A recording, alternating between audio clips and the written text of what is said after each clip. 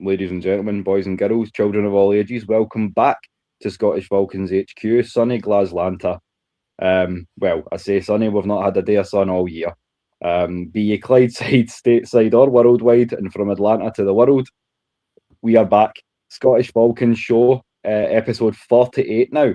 And I am glad to be joined. He's a hard man to pin down because he's been doing some hard graft in the real world, so to speak. But he's my co-host with the most, the original Scottish Falcon, and the dynamo of the team without whom this would not function quite so well as it does.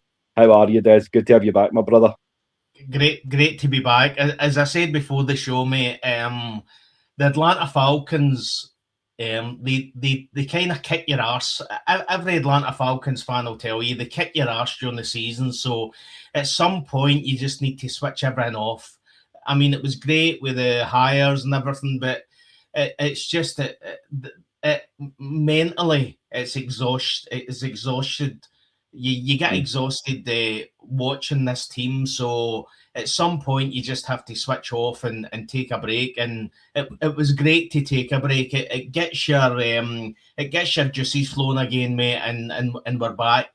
Lot to talk about. A lot's happened. It looks.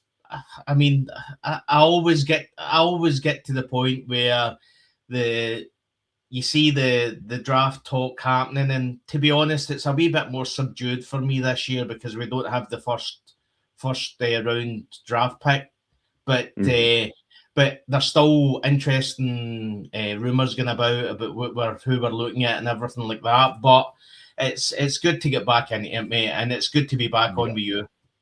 100%, and it's good to be back on with you, right back at you, brother. And another one of your brothers, he's not going to be able to stay too long, so we'll get the shout out done nice and early for you. John, good to see you as always, mate. As I say, we're sorry we kept you waiting so long, but you know how this team be. Like, we all need to step back sometimes and have that woosah moment, courtesy of the bad boys. But while some more of the guys get into the building, I do have something that I wanted to obviously.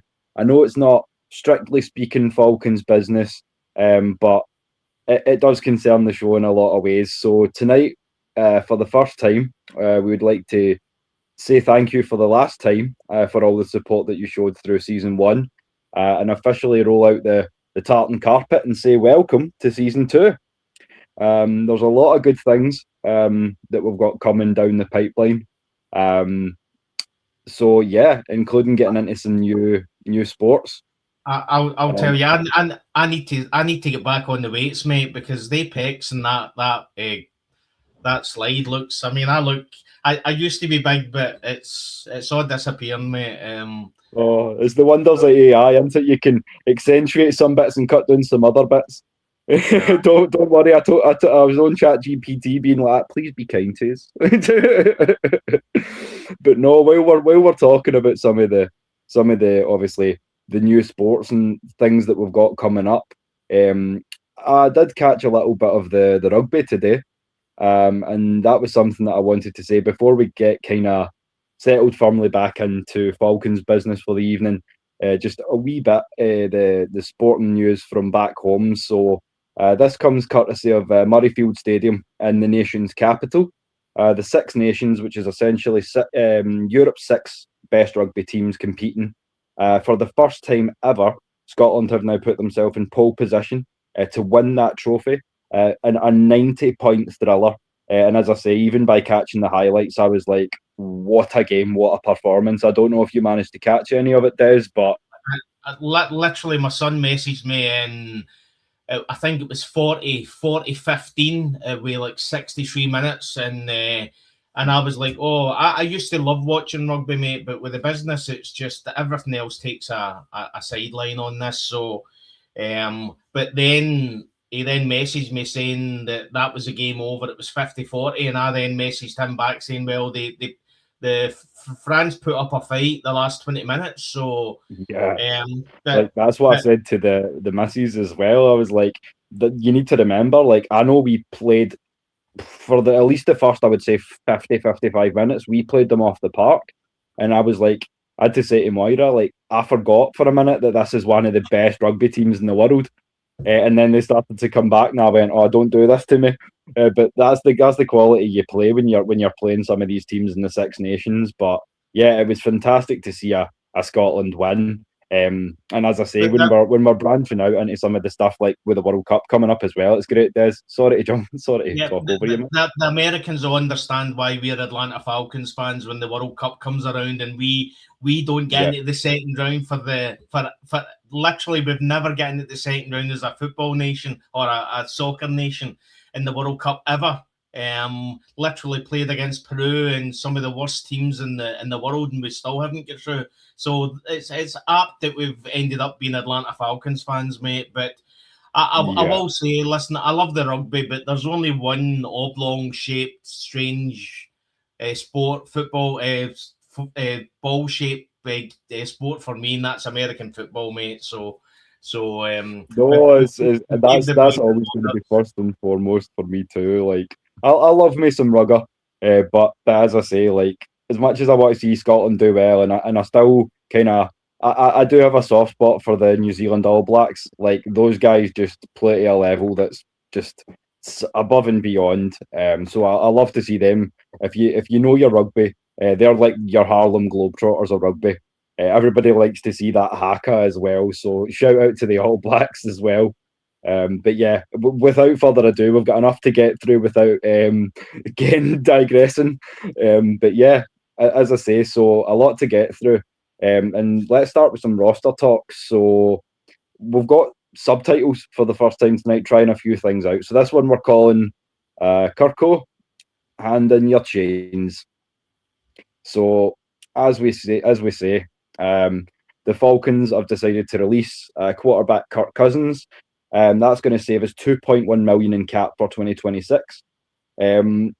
Looking back, obviously the beauty of being able to look back and have the full span of things, Des, it was an experiment. Can we call it a fun experiment? I don't know. How do you feel now that we're looking back on it? I mean, hindsight's get a way kicking you in the arse, mate, to be honest. I mean, I remember watching Raheem Morris and Terry Fontenot coming out literally right after they drafted Michael Penix Jr. and explained it all. And at that point, you would see a lot of people on X saying, well, if they're going to sit him for 6 years, he's going to be like 28 by the time he plays quarterback. And you're like, and you're kind of, you think you're hearing a lot of, oh, it's only really a 2-year deal for Kirk Cousins. But when you get hindsight and you look back on it, yeah, it was a completely failed experiment. It seems to be that Terry Fontenot spent $180 million to hide the fact that he was actually going to draft Michael Penix Jr. And I talk about a story a few years ago when I decided I was taking my son to WrestleMania 2015. And I actually went out and bought loads of toys and loads of stuff for him so that when he woke up, there was plenty for him there so that he didn't assume that he was going to get anything else. And that's what Terry Fontenot done. Terry Fontenot went out and splurged $180 million just to hide the fact that he was going to draft a quarterback in that draft. And he's gone now.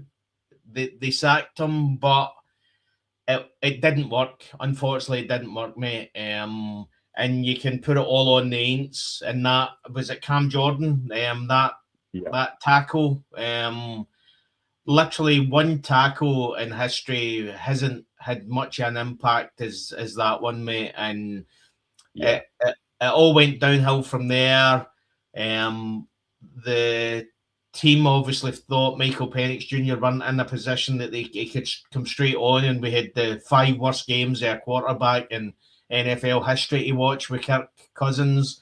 I mean, just a failed experiment, mate. And to be honest, when you sat back and you looked at it as it was happening, it looked suspect. But me being me, and being the Atlanta Falcons rara guy, I just kind of said, yeah, let's go for it. It's going to all work out, and it didn't, mate. And we're now at a point where we've got our third head coach in 5 years. So we're on our third head coach. At some point, it's a bit like the way we needed the defense last year just to be average. At some point, we just need Kevin Stefanski to be all right. Yeah. Hopefully he's the guy, but we just need a bit of stability, mate. It's been, we've went from effectively, so in 6 years, we went from Dan Quinn to Raheem Morris to Arthur Smith, back to Raheem Morris to Kevin Stefanski. So at some point, we need to stabilize. We need to effectively get good results the next 3 to 5 years. Let Ian Cunningham get his feet under the table. He's obviously come out and said that he's not happy that we've only got 5 draft picks, and I'm pretty sure he's not happy that one of them's not a first round pick. We just need a wee bit of stability, mate. So the next year, we just need to effectively show that what the potential of the team, get the quarterback position sorted out. Again, it's all over the place. What we're going to do with that. So the buzzword you're going to hear from me this year is going to be stability, mate. We just need a bit of stability. Yeah, I couldn't agree more, and I feel like that's something that hopefully these, not just the Stefanski hire, I wish him all successes, but I feel like we've done enough to kind of shore up around him. And shout out to Ricky. Good to see you back in the building as always, my boy. And he makes a good point. It was definitely not fun. An experience of lies, sabotage, and letdowns. Yeah. At one point, we did find ourselves questioning. I mean, can't remember if you were on that episode. You probably were, because you're one of the OGs, as we know. But we mentioned something about, like, I think we did ask the question at one point, Des, like, is this out and out sabotage at this point, or is he just so inadequate? But yeah, you do find yourself asking that. I mean, yeah, you had games where we're like, oh wait, hold on a minute, is this the turning point? But no, I've seen a lot of reports about the worst free contracts in history, and you've got to go some to break that $100 million that Washington gave to Albert Hainsworth. But you've started seeing Kirk Cousins getting ranked above that, and it's like, with all being considered, it may just do that, realistically speaking. So, like, we don't need any more excuse to be a laughingstock in this league, but you know what? Bring it on. We'll take all the heat you can give us. At least he's out the door now. And again, when you look back in it and you take off the red and black tinted glasses, mate, it didn't make sense. We signed a veteran quarterback to $180 million contract that was coming off an Achilles injury. We then went out and picked up and drafted at position 8 a rookie quarterback that was not for the last 2 years when we drafted him, but had a history of Achilles injuries. And you're then putting 2 and 2 together, and it's no making 4. It's making 42, mate. And it didn't age well. That's all I'm going to say. And whatever you say about Arthur Blank is quite loyal, and I'm pretty sure when the discussions happened with Matt Ryan coming in as president of football, he probably asked a lot of questions, mate, and at that point, I think Arthur Blank's eyes were opened, and there was only one way to go. We had obviously said there was so many red flags on the coaching. There's so many red, and not the first, not just last year, the year before. You know what I mean? And I mean, Jimmy Lake effectively putting up with a Jimmy Lake defense right to the end of the season when we could see after 2 or 3 games it was incompetent, it was bad. As we've said before, Atlanta Falcons could be such a good team if they just stopped doing the daft, wee, idiotic, stupid things. And to be honest, I'm excited for who we brought in as the general manager. I think when you look at his track record, it looks decent. Whereas if you look at Terry Fontenot came from the New Orleans Saints. Caps aren't real. And to be honest, when you actually just speak about Terry Fontenot just now, Terry Fontenot was a really, really, really conservative general manager. He was really, really. There was times where you could see that the team just needed 1 or 2 big signings, and apart from the Jesse Bates, and obviously we went down the Justin Simmons route and all that kind of stuff, it always seems to be that he was just doing enough, and then he would deal with it next year, and next year was going to be the big year, and he just never ever got to a point where he had settled on how he wanted to do things, mate. And again, I supported him. I would still support him if he was here. I love my team, but when you look back on hindsight, there was a lot of things wrong, mate. And I feel like that's something we can definitely look at doing, because all credit to Des on this one. I was sent a document which basically contains all the ways that we can shore up and get a little bit more cap room, to the point where we could be playing with as much as $50 to $70 million. So what we can do is we can go on and we can break that down the next time Des and I get together. And on that note, shout out to our sister from another mister, the First Lady of ATL Falcons Nation herself, Miss Maggie T. It's good to be back. As we say, it's been too long, and we are going to do the one a week, just to make sure that we do get the chance to speak, because we're going to probably bend your ear for the next good few hours, because Des and I have now been together for we were going for a good 20 minutes before the show started, and we almost forgot to hit record because we got sidetracked and chatting. So at least we can say you are in for a good one tonight. Shout out to Terry down in the chat as well, Scottish Falcons. Salute to you too, my boy. And then we've got Ricky as well. If I ever see Kirk in person, I may go to jail for assault for throwing 18 empty beer cans at him. Just make sure your throwing arm's in a better state than his. That's all I'll say. As long as you can get... don't rupture an Achilles south side, Ricky, when you're doing that, mate. But that's it. Just keep a 50%. Shoot for, if you're throwing as many as 18 beer cans, as long as you can keep up a 50%, we'll take that. that's what I would say is make sure they're empty, mate. Make sure they're empty. You know what I mean? That would be a waste of beer if you actually threw them full.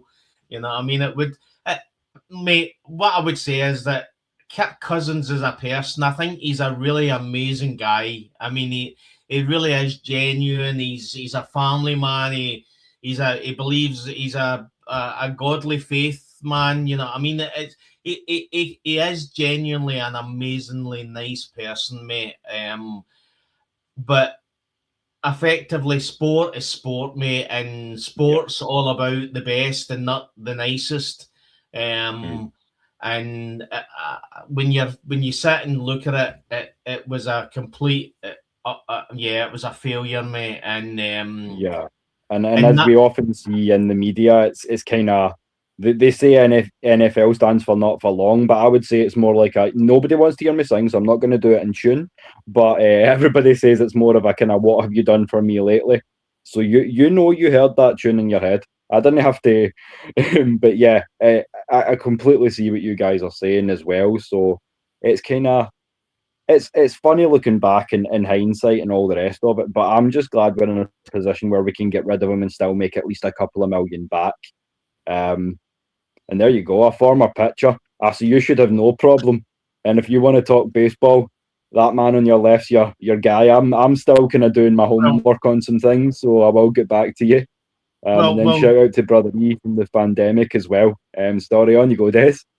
Well, what I'm going to say to Southside Ricky is I'm kind of in a bit of a lull. I'm in a void just now because I normally so at the start of March I pay for MLB, the MLB app, and that allows me to watch all the Atlanta Falcons game, all the Atlanta Braves games.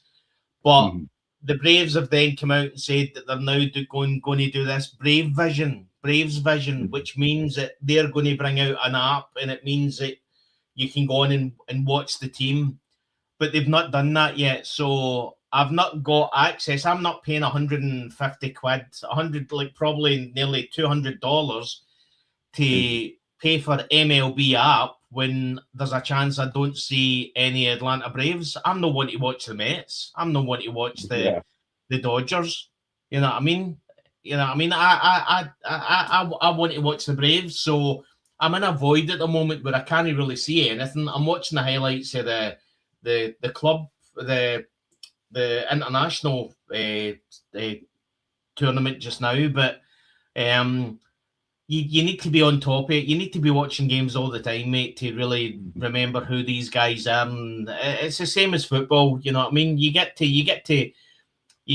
the training and you think, who's this guy? Who's this guy? Who's this guy? God, where did he come from? Where did he come from? It's the same. It's the same with baseball. And with baseball, you've got AAA, AA, A. You've got all these feeder clubs. You know what I mean? So, you need to stay on top of it. So I'm in a lull at the moment. I can't watch my Braves. I can only watch the highlights. So, if anybody's watching for Atlanta, can we please get the Braves Vision sorted so that I can watch my baseball team? There you go. And I've got a similar experience with basketball. I was having it out with OG Sam and he said something about, so who do you rep? And I'm like, see, to be honest, Houston. And he goes, why Houston? And I went, because the last time I watched it, Yao Ming hadn't yet retired. That's how long it's been, because I've been so Falcon-centric. But I mean, you take a minute off and you come back, and as you say, you start going like, wait, who are these guys?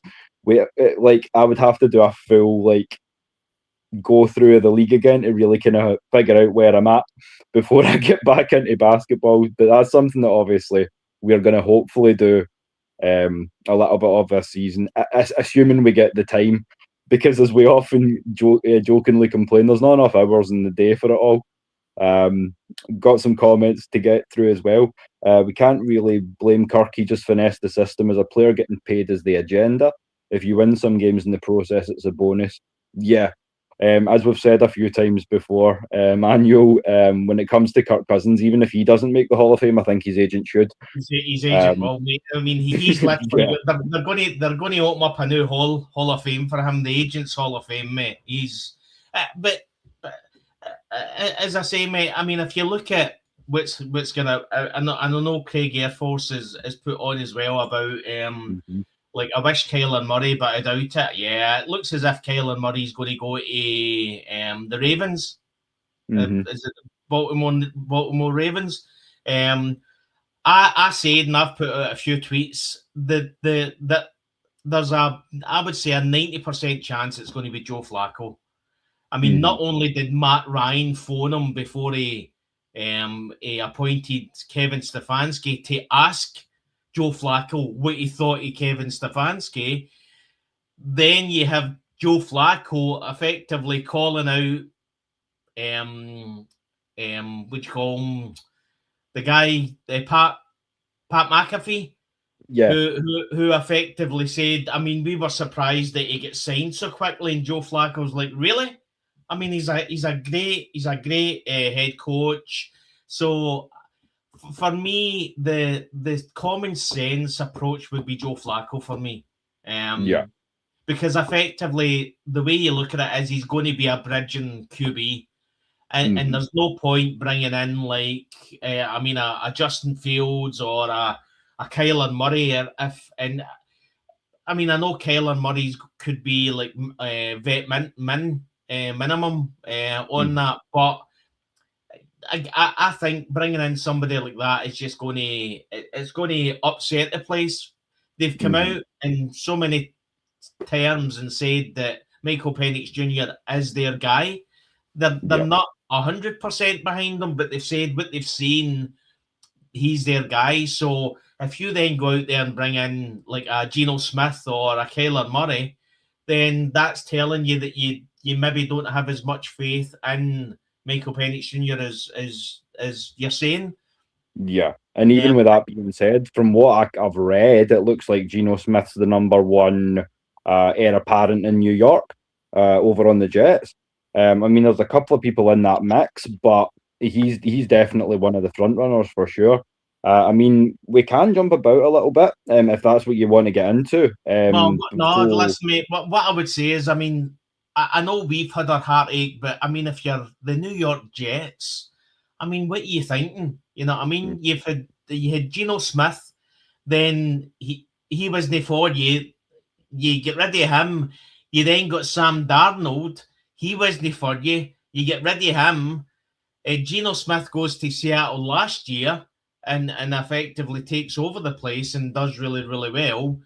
And then Sam Darnold goes to Seattle and wins the Super Bowl. So you can only just assume what the Jets fans must feel. I mean, it's like our pain on steroids, mate. You know what I mean? Yeah, absolutely. Like, it's one of those teams where I always make the reference where it's like it's where talent comes to die. It's like ridiculous in New York. You think we like? I'm blessed that we don't have it that bad. Like, that's what I say to my mum. She's like, see, every time we lose a big game, she goes, see, you should have just been a cowboy. And I'm like, no, I'm miserable enough. Don't inflict that on me, Christ. And do you know what? I love this. I'm looking down and I'm seeing so many comments and so many new people in the chat tonight. Aries Falcon 77, shout out. You want a running QB coming off a knee injury? That don't make sense. No, we just want someone who can be a bridge. We want someone who, even if he's not going to be a bridge and he wants to compete, I'm all for that. I just want to make sure that when Michael Penix Jr. comes back, he's 100% ready to get back and mix it up, you know. I think he's commenting on one of the other comments about Kyler Murray, wanting Kyler Murray. You know what I mean? Okay. I don't listen. Kyler Murray's a good QB, but it just makes no sense. Let him move on to another. As I say, it looks as if he's going to go to the Baltimore Ravens. So at the end of the day, what I would say is that what Sam Darnold has done for average quarterbacks is, I mean, literally, there's going to be quarterbacks that are literally putting tens of millions of pounds in that dollars in their bank accounts every year simply down a Sam Darnold, because effectively you see on X, is Kyler Murray going to be the new rejuvenated QB that takes it, that does it all again? Because they're looking at Sam Darnold, and Sam Darnold was literally getting wrote off. I mean, I remember watching, I think, I can't remember, he went to San Francisco 49ers, I think, didn't he, for a wee while? Yeah. And then effectively ended up going somewhere else as a backup. And I thought at that point, listen, I remember looking at it and saying, listen, you've made your money, Sam. You're never going to make it. Just move, just literally retire and move on. And then in here, he's winning the Super Bowl. So this is the new thing that you're going to hear this year.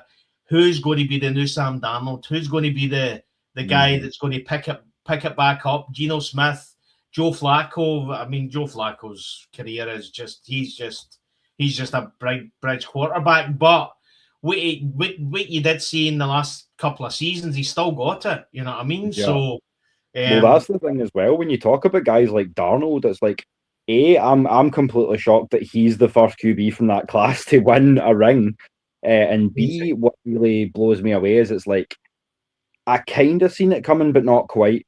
In a way, yeah, he revitalised his career with that stint in Minnesota. He looked real good before Seattle got him. But what really kind of I had him bottomed out in a way. I thought he was going to be a Gardner Minshew. I thought he was going to be a high level backup. But yeah, like kudos to the guy. It goes to show you, like, it's 2000 Baltimore all over again. There are teams that win the Super Bowl that prove that you don't have to have an elite level of quarterback play. If your rest of your team's in place, it just has to be good enough. And Sam Darnold was good enough because that defense more than made up for obviously any inadequacies that he may have or mistakes that he may have made. And as I say, it's we just could say. I mean, who's saying that Eli Manning was effectively a I mean, it was a okay a quarterback, but he wasn't an exception. He wasn't Peyton Manning, you know what I mean? So No. and he won 2 quarterbacks. He won 2 Super Bowls. So I mean, Nick Foles. I mean, we're not saying he was a world beater either. So No, not by any means. again, Craig Air Force is having a go, saying that we think Penix is going to take us to the Super Bowl. We're not saying that. Well, that was his words, not ours. I mean, he said it on the Gruden interview. I mean, but I'm glad that he's confident. Like, yeah, but, I mean, what do you want? I mean, what I'm going to say is I'm going to call this out. What do you want these guys to say? You know what I mean? I mean, Kirk Cousins is a nice guy, but Kirk Cousins was never forthright about how good he was. You know what I mean? He's a nice guy. He knew he knew he wasn't a top tier quarterback, and what he's done with his career has been phenomenal. But I want my quarterback to come out and say that he thinks he's the best. I want that. I want my quarterback to be confident because he's walking into a changing room with a lot of guys that are looking at him and saying, "What are we going to do?" You know what I mean? Yeah. So you need to have that confidence. Whether it takes us to a Super Bowl, who knows? We just don't know. Literally, he might play 4 games this season and have an injury, and that's him. He's out the game forever. He might play for the next 10 years. That's how I said that at the start of the show. My buzzword this year is going to be stability. We just need a bit of stability at quarterback position. We need to know who we have going forward. Is Michael Penix a guy? If he is the guy, then we can effectively try and put aside the injury doubts. And is Ian Cunningham the guy? Again, that's to be seen.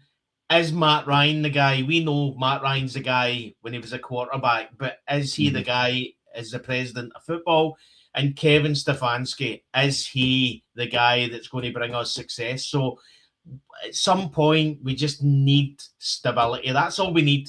You know what I mean? And you do ask these questions coming from the top down, but I mean, as it pertains to Mike Penix and the quarterback situation, I feel like that's a good kind of point to not completely move to a new topic, but one that's very, very tied, and that's to an extent a QB can only be as effective as his receivers to a certain extent. So with that being said, more roster news going forward from our Falcons is that Darnell Mooney has also been released, and that's going to save us $7.42 million in cap. With that being said, and you're talking about receivers, we also recently released Kadaro Hodge. That would be another 2.6 million roughly. So this is getting into the whole starting to talk about restructures and cuts and things like that. And obviously on top of that, you've also got Kyle Pitts being tagged. Now, is that going to be a tag to trade situation? We don't know, because as we know, look at David Njoku. We know that Coach Stefanski knows how to handle a high-level tight end. So I'll let you kind of tackle that a little bit, Des. But yeah, for me, I think it's only a good sign considering you've also got Callahan in the mix. And I feel like, as I say, he's getting better as a blocker as Pitts, but that's going to help him even more with such an experienced O-line coach kind of shoring up that for him as well. I just worry that who's going to be feeding him the ball. that's the big thing for me. How do you feel? Yeah, I mean, the issue we've got this year is that we really don't know what's going to happen. I mean, we don't know Ian Cunningham. We don't have any history with Ian Cunningham. We don't know what his thoughts are. I mean, he's come out and said that obviously it's all about starting in the trenches, and effectively that makes sense. So we've already spoke about how effectively the defense for Seattle Seahawks was the make or break for them. So it's not always about you need wideouts, you need good wideouts, but for me, the most important thing that Ian Cunningham said, and this is why we're probably talking about Kyle Pitts, whether we're tagging him and trading him, is the fact that he was very vocal in the fact that he wasn't happy that we only had 5 draft picks. Yep. In fact, if you look back the last couple of seasons, I think the most we had was 6, maybe 7. Yeah. Terry Fontenot was quite used to giving away 7th round, 6th rounds, 5th round picks to get Justin Simmons and people like that. So, yeah, completely agree. Whereas Ian Cunningham saying that effectively what he's saying is you're going to have misses in the draft, but the more choices you have, the more hits you're going to have, which is effectively him saying sometimes it's just a numbers game. The more shots you have, the more chance you have a hitting the target. And I mean, that's something that I've tried to replicate when I fantasy draft. I feel like Ian Cunningham wants to put himself in a position where he can trade back, maybe shore up a little bit on draft capital, maybe in both instances for me, it's made 5 picks into 7. It's not a big step, but those 2 guys could come in handy. And as Ricky says, I'm not 100% convinced on Casey Washington either. So as long as we extend Drake London, although when I was messing around today, going over some stuff to kind of give you guys some stuff to think about, I did come up with a couple of options. I've got 2 via the draft and 2 via free agency that might come in handy. One that's going to be a little bit costly, but I feel like he's been underappreciated in Green Bay would be Romeo Doubs. He's got great inside-outside speed. He's going to function mainly as a kind of slot option, but he's a great slot option to have. Or you've also got, staying in the NFC North, I like Jalen Naylor. So shout out to whoever it was that pointed me on to him. Great inside-outside speed again, if you're looking at that kind of 2-3 type player. And that's my kind of picks if you're talking free agent receivers.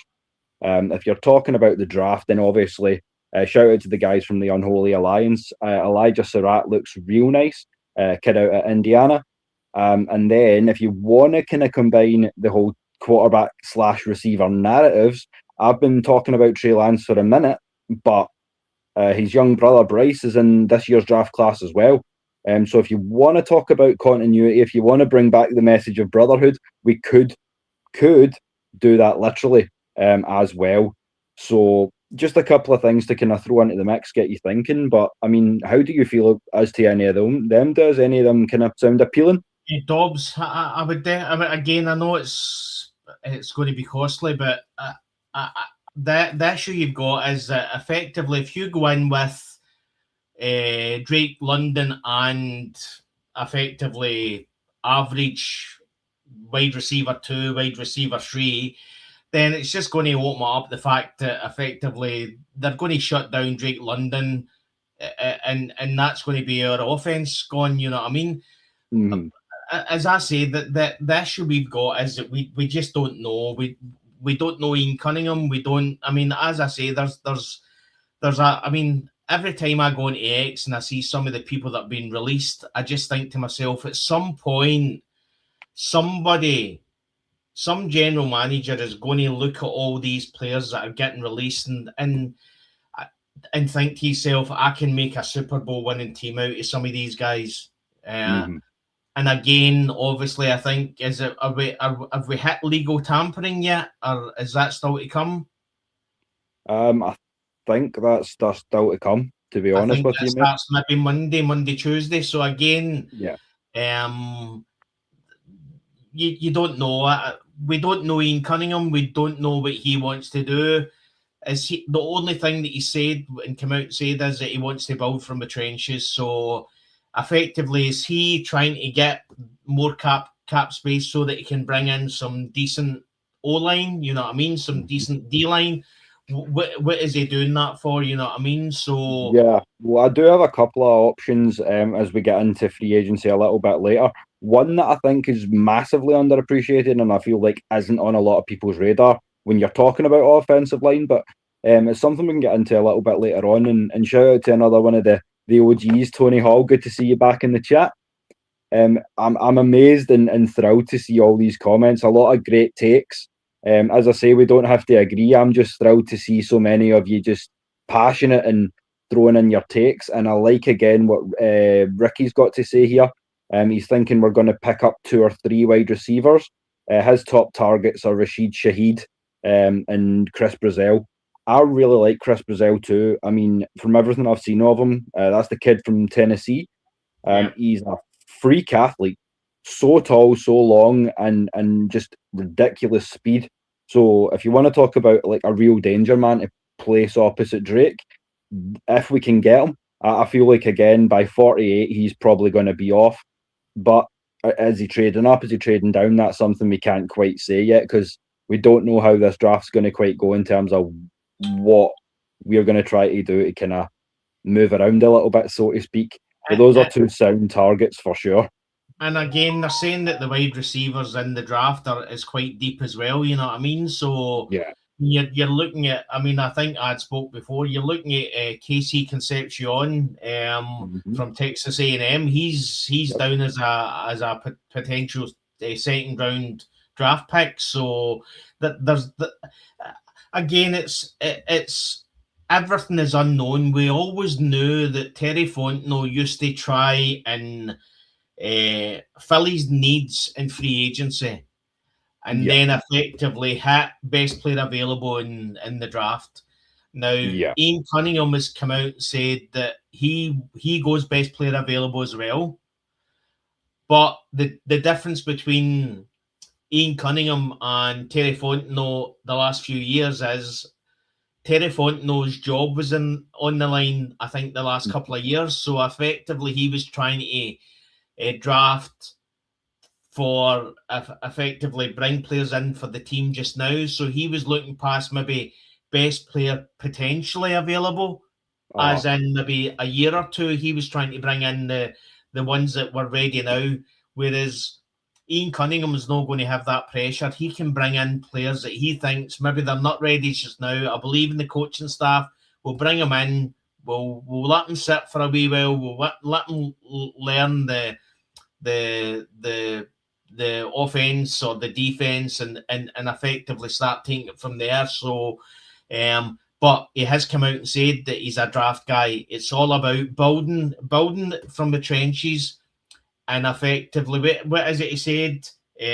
Draft, develop, retain. Yeah. So effectively, that's where we're looking. I think the biggest question we've got is, will it when we hit the second round, will he draft back? So as I say, there's so many unknowns. We just don't know. I feel like, with all that being said, Des, I feel like this was the ideal point in the season to get the Premier out of the way. I feel like the people in the chat are loving it, and I'm loving it too, because as I say, there's so many questions and not enough answers. It's good to kind of to coin an old expression, and pardon my French, to piss into the wind a little bit and really just kind of mess with some ideas and see what can happen. But I do want to take a wee second while I've got it, because we had a great chat on Candid Room last week. So shout out to 3 Dirty down in the chat, and also to Debo, the real Mitchell Debo on Facebook, and also obviously the First Lady herself, Maggie, because we got on not long after the Rondale Moore situation, and really broke it down about men's mental health and how important it is. not just to obviously pro athletes who are going through all this pressure, but to everyone. So obviously, it should go without saying, we do try to state it as much as we possibly can. But if any of you out there are struggling, we would rather read a message for help than read your obituary. So if you need to talk, feel free to hit up your boys anytime. And I feel like I speak for Des when I say that too. Absolutely, mate. We had this. I'm trying to remember who the other player was. A few months ago, That was Brashon Neeland over in Dallas. Yeah, yeah. I mean, the one thing I would say is that guys, we're just brought up with if we fall down, it's a case of get up, you'll be fine. I mean, I literally call myself a loner. I mean, I literally I can go into my own shell, and sometimes I'm really, really happy in that wee shell and my own wee bubble. And a lot of guys are like that. It's literally it's work, home, bed, repeat, work, home, bed, repeat, and we forget about our own mental well-being. We forget about our own health. We effectively, most guys and anybody that's watching it, I guarantee you, if they've got a wife and they've got 2 kids and themselves, they're effectively probably the 7th choice on because they'll probably include their parents and everything. Guys, we tend to effectively put ourselves at the back and forget that we have to take care of ourselves, because at some point we're taking care of everybody. So, or we're taking care of a lot of people. You know what I mean? So, from my point of view, the one thing I love about being in around my friends is that I can be quite open. And it might be a case that you get a sarcastic remark about don't be an idiot or something like that, and effectively just a bit of banter. And you, like, I know for a fact that I've got a lot of friends that if I phone them at 4 o'clock in the morning and say I need you, they would be here. And I've got a lot of friends that know that if they phone me at 4 o'clock in the morning and they needed me, I'd be there. So, but there is a lot of people out there that just don't see that and they don't have that. And at that point, that's where you message me, you message Will, message anybody that you've had a conversation with on X. I guarantee you, if there's somebody out there and they've went through mental health like what I've done, what you've done, and mental health issues, we've all been there. I guarantee you there's not a man that's watching this just now, and there's not a person that's watching this just now that hasn't woke up one morning and thought to themselves, this is too much. I can't deal with this today. And they still get themselves out of bed and they get on with it and they move on and they move forward. And we've all been there. The difference is, me as a person, I don't talk about it. I don't share that with people. I'll have 1 or 2 people that I'll share that with. But it doesn't mean, when you see, what I would say is, when you see the world getting on with the world and the life moving on, it doesn't mean that these people ain't having bad days. We all have bad days. Yeah. And if you have a bad day, it doesn't mean that you're the only person in the world that's having a bad day. We're all having bad days. The only difference is some of the people out there that are having bad days talk to somebody about it, whereas other people don't. And the ones that don't talk about it end up like Rondale Moore. The only way they see is the way out is to do what happened, and it's tragic. But I guarantee you, everybody out there is struggled at some point. And what I would say is, don't be scared to ask for help. We're all here for anybody that's in the chat, for anybody that's on X, anybody. I guarantee you, if I get a message from somebody saying I'm struggling with things, literally I would be on it straight away. I would be messaging, like, speak to somebody. If you get anybody close, is there anybody you can confide in? You know what I mean? If you don't, then you've got the Samaritans, you've got somebody that you've got a phone.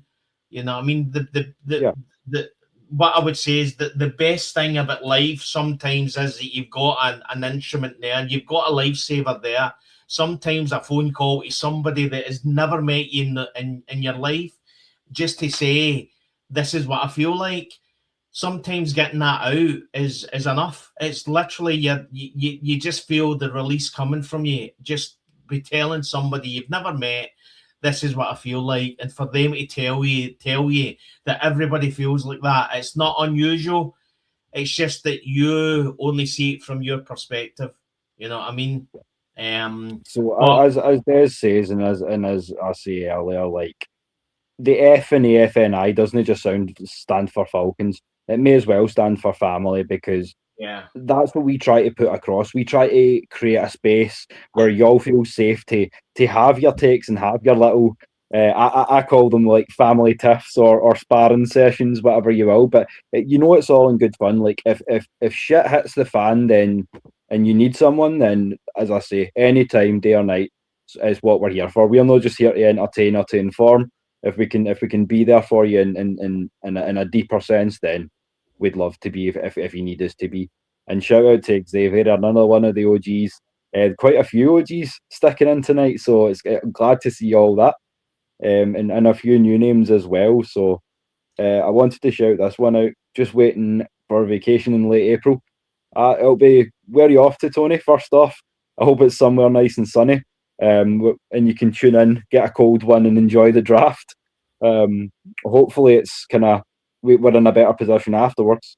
Because as I say, that's as much as it's fun to kind of play this guessing game, it's kind of terrifying at the same time. It's a tense time in the season, Des. But we're not even just talking about players, because I mean, well, I do have one more thing about players, because I thought you would like this one. And this is the final part of roster talk before we get into staff. So I've called this part of the show "Not Today, Satan," and you'll see why. So this is a little sort of thing I seen on X. So it concerns Falcons edge Arnold Ebiketie. It was recently rumoured that he was going to be heading over to Carolina to play for the Panthers, and it was put to Dr. Ebiketie, and he responded with one word, to quote, cap. So I say you sign that guy tomorrow and you give him a $500,000 pay bump while you're at it. Just for saying that. Yeah. I mean, yeah, absolutely, mate. Again, I don't think he's been up. I think he's done okay for us, mate. We've had this discussion before. At what point is it the coaching staff, and at what point is it the player? You know what I mean? So, I think, as I said earlier on, we're effectively, it's in the last 6 years we're on to our fifth, if you count Raheem Morris twice, fifth head coach, and that is not good for any player. They're having to go into new schemes. They're having to learn new ways of the coaching staff. Effectively, the dysfunctionality of just changing coach is sometimes just really hard for a player. Yeah. You see that no better than D. Alford when he was last year in Jimmy Lake's defense was horrendous, and this year he done really, really well with Jeff Ulbricht's defense. So sometimes it's a scheme, sometimes it's a coaches, and I think with all the dysfunctional we've had, I think Ebiketie's done not bad, mate. So yeah. It wouldn't shock me if they gave him a new contract. But again, the one thing we are new effectively general manager is there's no loyalty. There's absolutely no loyalty. He didn't draft you, and if it's going to change and he's going to move on from you, he's going to do it. So. As we said before in one of the shows before we had the break, we're effectively in a void at the moment as Atlanta Falcons fans, mate, because we really don't know what we're getting. We don't know what Ian Cunningham's going to do. We don't know what he wants to do. As I said, he said a few tidbits. Mm-hmm. We don't know what Kevin Stefanski's going to be like as a head coach. You know what I mean? We don't know. We just don't know, mate. That's the beauty. We're at that point where we're literally we're coming down the stairs at Christmas Day and we're seeing all the presents. And at the moment, that wee box is the best present you're ever going to have, or it could be the worst present you're ever going to have. You just don't know.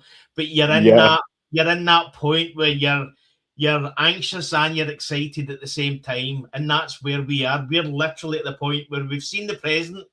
It's a big looking present. It looks big, but we just don't know what it is. It could literally be a cushion, or it could be a PlayStation.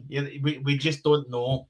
That's it, or anywhere in between. So it's kind of, as you say, it's what makes this the best and worst point of the season at the same time. But it's what makes these conversations so fun, and it's why I kind of last year I thought it was the best time to get up and running with it, because it fell at a time where it was all just hope and speculation, and I love all that. And that sounds amazing, Tony. Panama City Beach, Florida for the Smooth Jazz Festival. That sounds like my jam. It's a shame I won't be joining you, but have an amazing time. Have an extra one for your boys, won't you? Absolutely, mate. Find a good bottle of scotch somewhere and have one on us, mate. Hell yeah. And Ricky, I'm not going to put that one up in case obviously you feel conscious about that one, but if you're up and you're not sleeping and you feel like shit, like, even if I'm just sitting playing the PlayStation, hit me up on the socials and I'll talk shit with you. Like, it's better than just sitting being bored or trying to sleep and you can't. So just know that I'm there if you need me, mate. That's all I would say.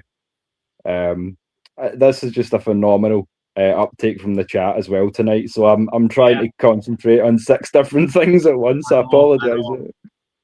But I think they're glad to see us back, mate. So, and again, like, we come on, and I mean, this is our 48th show, and every time we start a show, we think, is anybody going to watch? You know what I mean? So, and when you do, as Ricky said, we're all anxious, mate. We all get to a point where we're unsure what's going to happen, and like that with the wee message you put up, mate. I mean, I think you're a night owl, mate, ain't you? I'm more a I need to get up and get to work in the morning kind of thing. I think you yeah, sadly I think I inherited this from my old man, but I'll be awake for 3 days and then sleep for 2. So sometimes I wake up in the morning and see messages for you and it's like 6:05 in the morning and I'm like, what a dude. I mean, just at some point you need to get to bed, you know what I mean? So like sometimes like I make jokes about it, but it's like I call them sister and brother, but I feel sometimes like you and Maggie are more like my parents, because it gets to a point where the two of you are like, get to your bed. Aye, absolutely, aye. But I'm getting up to go to work, mate. Get to bed, you know. Aye. It's like, I think your shift's done, and you go. Oh dear. But no, it's good, as we say, it's good to see so many on the first show back, and there will be a lot coming up. As I say, we're probably going to keep to 1 show a week just now. Obviously, while Des is grinding in the background as well.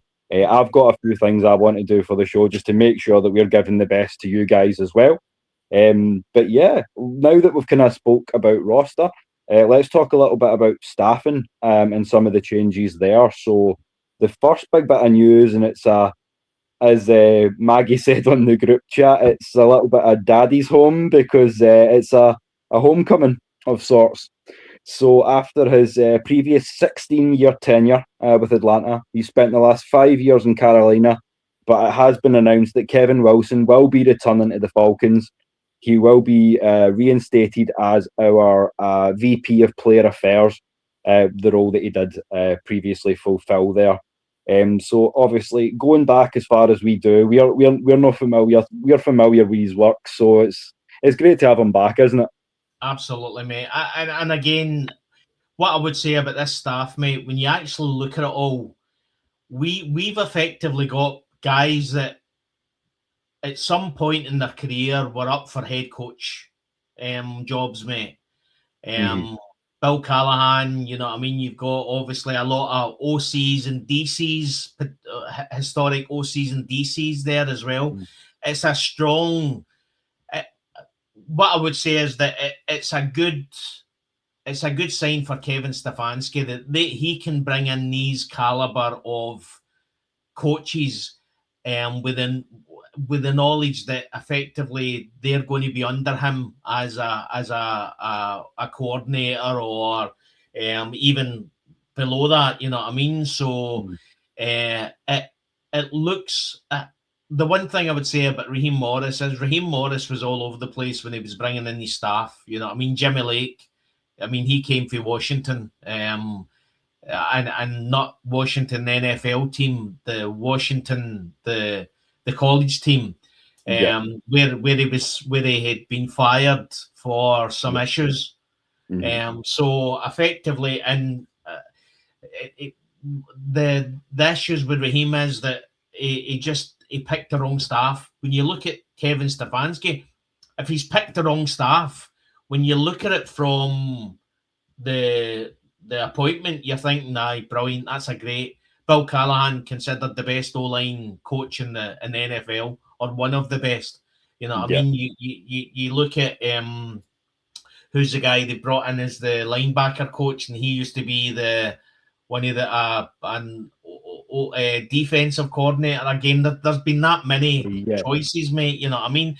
And that's what I'm saying. We've effectively got coaching staff that are like QB coach, the QB coach was the Jets offensive coordinator last year.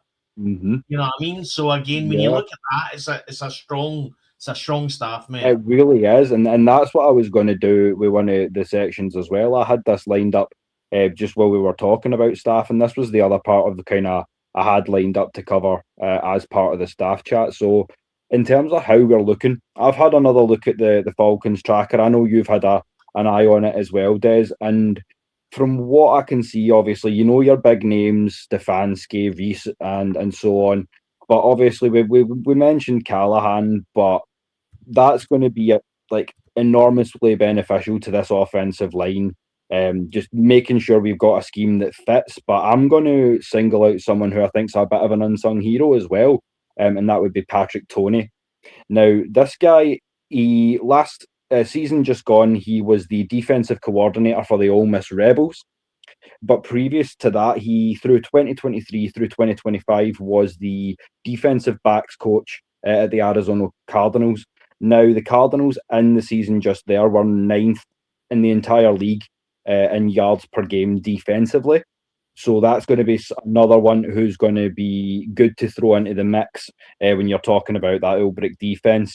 I feel like that secondary is going to be quite good under him because he managed to bring up Arizona, who, with all credit to the Cardinals, they don't have a secondary up to the quality of ours.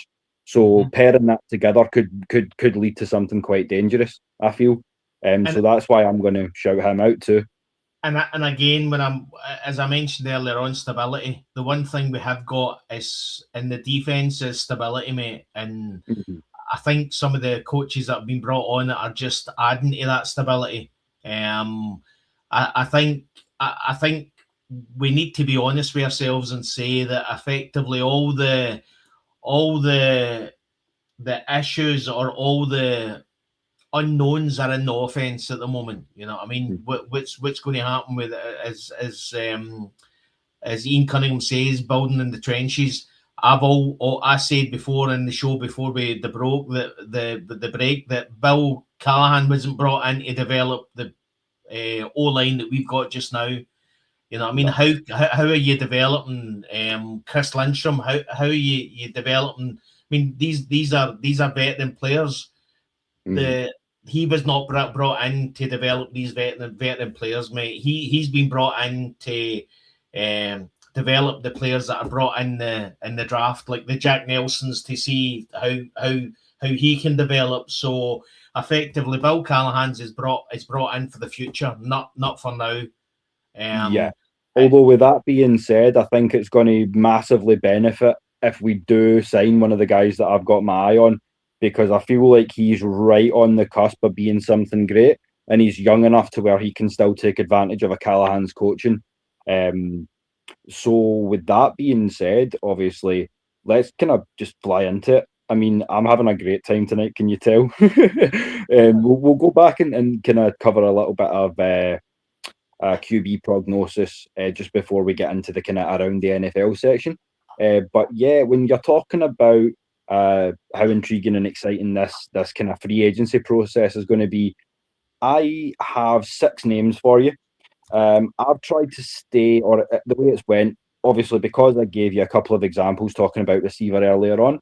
This is mainly defensive guys with, so we've got 4 on the defensive side, 2 on the offense. But just some options again for where we go from here. So I've got a 7.5 sack from last season guy in Odafe Owe.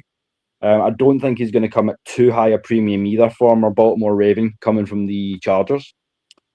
We've also got a former captain departing Green Bay in Quay Walker. Now, he's not the best guy at kind of snapping back to cover, but he's much improved against the run, and he will lay the boom on you.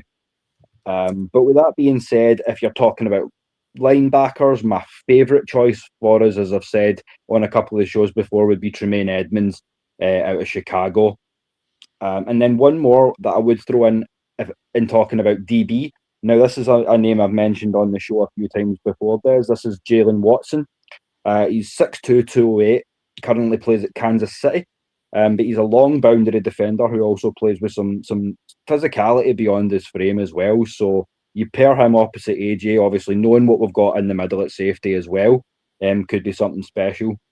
And then if you want to talk about offense now, I'm not convinced what we're doing with Tyler Algier just yet. So I wanted to throw someone in the mix from the running back position. And the one that's kind of I like would be Kenneth Gainwell out of Pittsburgh from the Steelers, because he brings a lot of what Bijan brings. He's dynamic. He has good sideline to sideline. He's quite good in the receiving game as well. So I feel like it would be a smoother transition from one to the other, from Robinson down to Gainwell. So now we get into the offensive line pick, and you may hate this one, but I'd be interested to see Dylan Parham. Now, he's a guard for the Las Vegas Raiders, and what I like about him is he's only 27. He's 6'4", 315. He can play either guard slot, and he's also had reps at right tackle.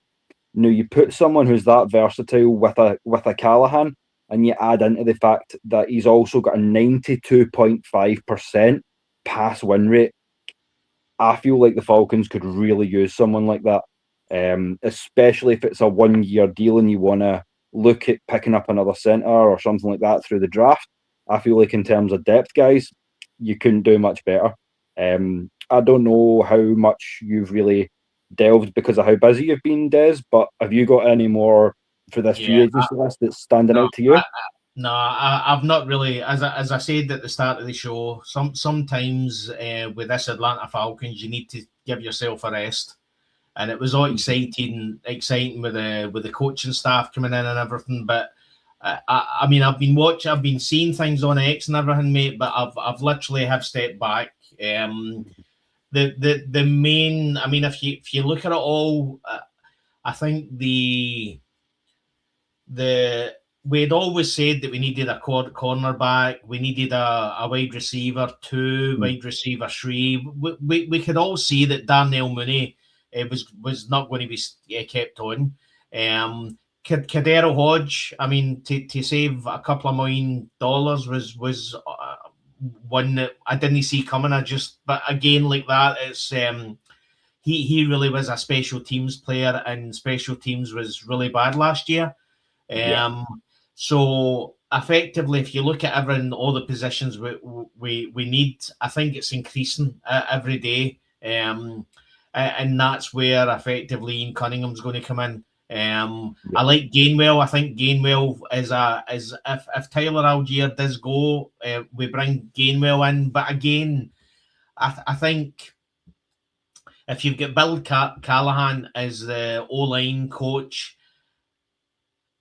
I don't think you need to pay big money for a running back too. I mean, bearing in mind we've got Nathan Carter still. I think he's still signed to the Falcons, which again, I think what we've seen in preseason last year, the speed was there, the talent was there, mate. But again, I think we need to get to a point where we've got depth, as in real good depth. I think last year the team was good at the top, but when you effectively can move down from that, we had the chats with when the team get put down to the last 53 players.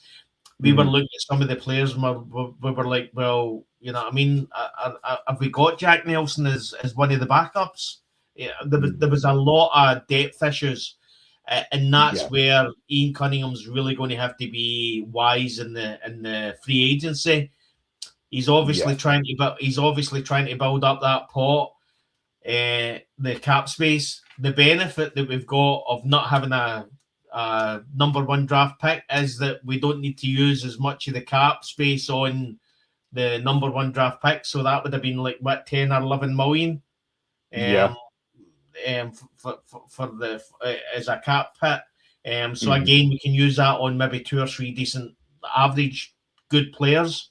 So I feel like a lot.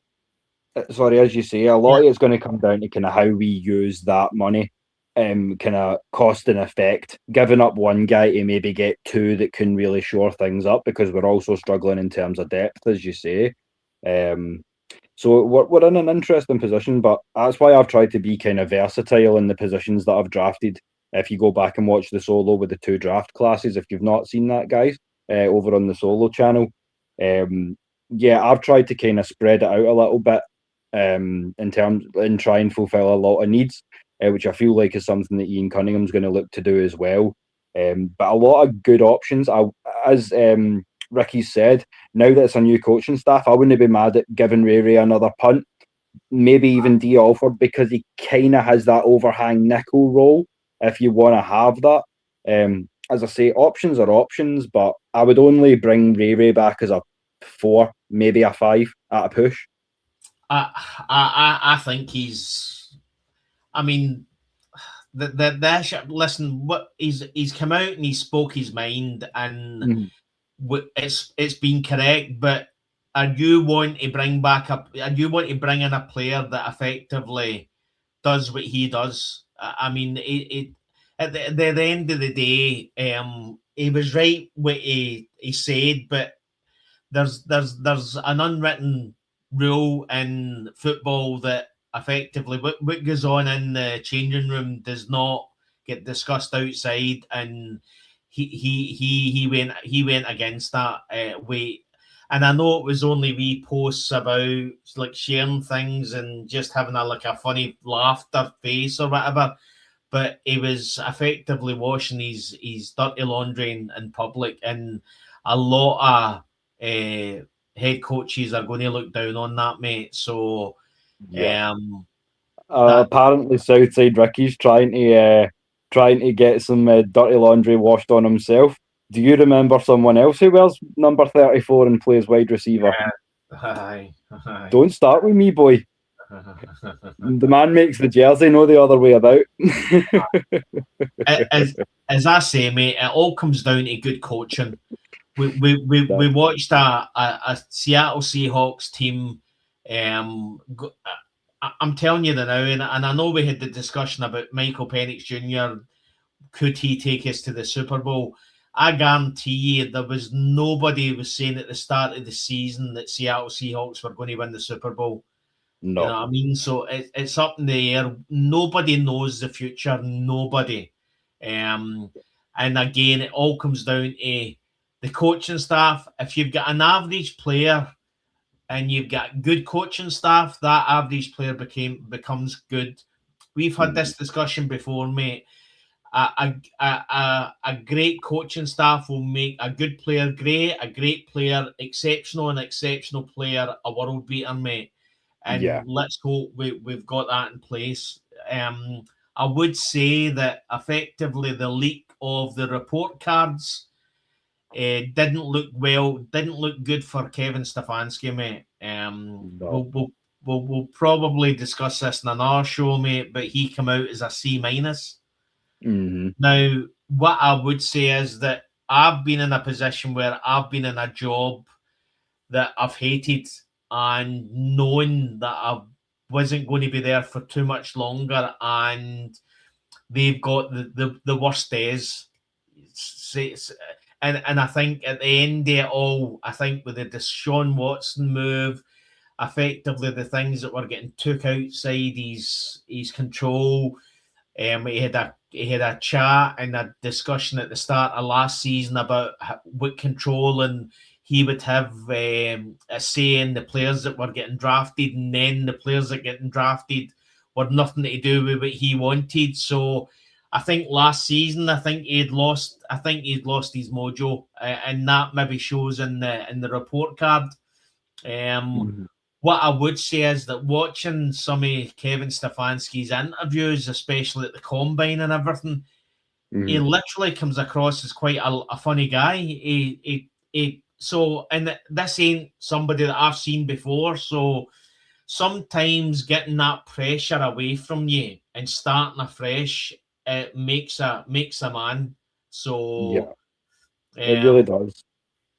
But and that's how I feel like, in a way, I'm reticent to let Tyler walk, because I know he's going to get that money elsewhere. I know he's going to ball out elsewhere, and isn't it going to sting? But I seen somebody who made a good point on X. I can't remember who it was, but his words were, maybe Tyler wants to get away from Bijan Robinson.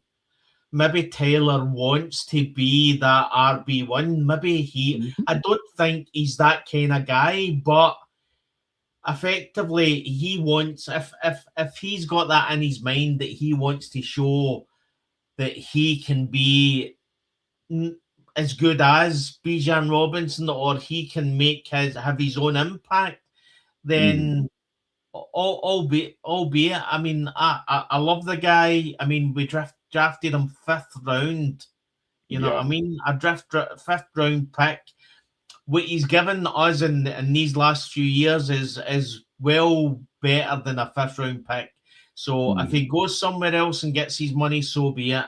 I would love if he kind of sat down with Bijan and said, listen, we could, with this new offensive coordinator, O-line coordinator, with this, the new Tommy Rees's offensive coordinator, I think we can make something happen. But at some point, Tyler Allgeier's looking and saying, you know what, I want to go somewhere where I can have my own story and not be the backup to Bijan Robinson and watch all the plaudits that Bijan Robinson is getting. I don't think he's an egotistical guy, but we all come into everybody comes into this league to effectively make their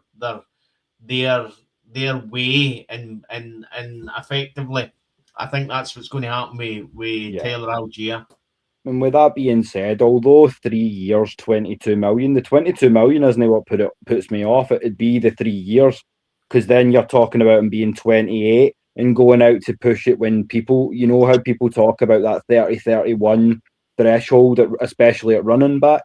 So, yeah, like, more power to you, Tyler. Like, if this gets to you, more power to you if you want to go get that money. But from two diehard fans, we would be sorry to see you go.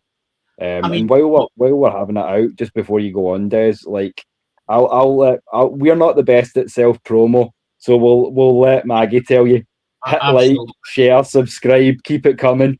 We love this talk, and we just want it to keep growing. So yeah, you know where the buttons are. Get them hit. Sorry, Des. Right, I'm going to say something, and I'll see if I'm proven right or wrong. But I think that we need to bring in not just for Bijan Robinson. I think we need a RB2 and an RB3. I just get a feeling that I think the Bijan Robinson as receiver is going to take a step forward with this offensive coach and this scheme, mate.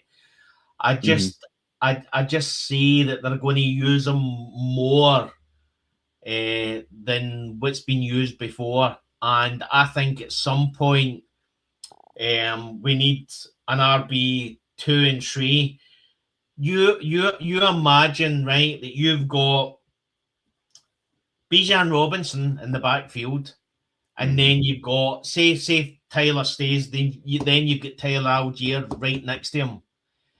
At some point, if you're the defense, you're going to say to yourself, well, what are they doing here? Is this going to be a run play? Is it going to be Bijan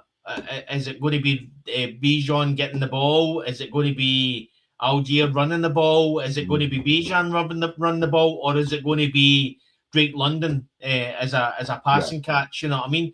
Effectively, if you've got Bijan Robinson and a other running back in the backfield, that literally completely confuses the defense. They don't know that. That's effectively telling them that could be 4 or 5 different options. And I think that's what Kevin Stefanski wants to do. He wants I like that a lot, because I mean, with that being said, we have all the weapons to pull off 21 personnel, because that one tight end is Kyle Pitts, who is a freak athlete and really hard to cover.